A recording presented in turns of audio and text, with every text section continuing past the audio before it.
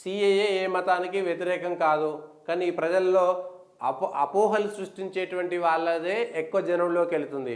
కిషన్ రెడ్డి గారు ఏదో 2 ముక్కలు మాట్లాడితే ప్రజల్లోకి పోయింది లేదు, వచ్చింది లేదు, ఎక్కడ జనంలోకి వెళ్తలేదు. కానీ సిఏఏ అంటే ఏదో దేశంలో జరగకూడదు, ఏదో జరిగిపోయింది నాయన, సిఏఏ అమలైందంటే ఈ దేశం మొత్తం ఏదో అయిపోతుంది అనేటువంటి భ్రమల్లోకి ప్రజల్ని నెట్టేసేటువంటి భాషనే జనంలోకి వెళ్తుంది, అవే వెళ్తున్నాయి. కానీ మిగిలిన అసలు నిజంగా సిఏఏ అంటే పెద్ద తప్పు కాదు, అది గాంధీ చెప్పిండు, నెహ్రూ చెప్పిండు, సిపిఐ వాళ్ళు చెప్పారు, సిపిఎం వాళ్ళు చెప్పారు, బెంగాల్ వాళ్ళు చెప్పారు, అందరు చెప్పారు.